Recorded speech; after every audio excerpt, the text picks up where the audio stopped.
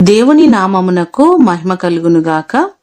ఈ ఉదయకాలము మీకందరికీ వందనాలు తెలియచేస్తున్నాను. ఈ దినము మిమ్ములను బలపరచు దేవుని మాట. నా ప్రభువా యెహోవా, నా నిరీక్షణాస్పదము నీవే.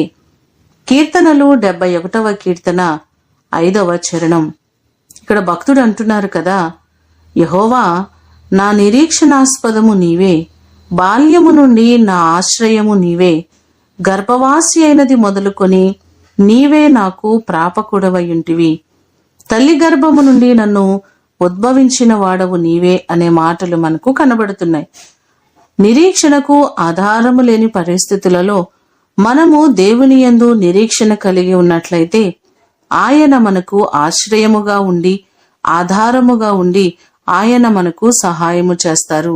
ఎన్నోసార్లు నిరీక్షణ లేక దేవుని యందు నమ్మిక ఉంచలేక ఎన్నో కార్యములను మనము పొందుకోలేకపోతున్నాం.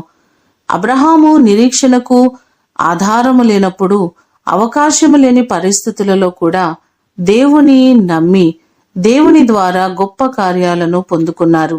అలాగే మనం కూడా మన చుట్టూ ఉన్న పరిస్థితుల వైపు చూడక నిరీక్షణకు కర్త అయిన దేవుని వైపు చూస్తూ అడుగులు ముందుకు వేసినట్లయితే మన జీవితాలను కూడా దేవుడు ఆశీర్వదిస్తారు. ఈ మాటలు వింటున్న మీకందరికీ దేవుడు ఆశ్రయముగా ఉండి ఆయన మిమ్మును ఆదుకొనుగాక.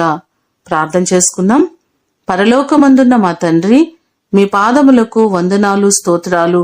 మా ఆశ్రయము, మా ఆధారము, నిరీక్షణాస్పదము మీరే ప్రభువా. నీ కృపతో మా ప్రియులెల్లరినీ జ్ఞాపకం చేసుకోండి.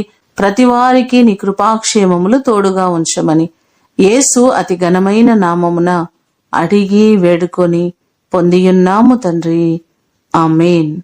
దేవుడు మిమ్ములను దీవించునుగాక.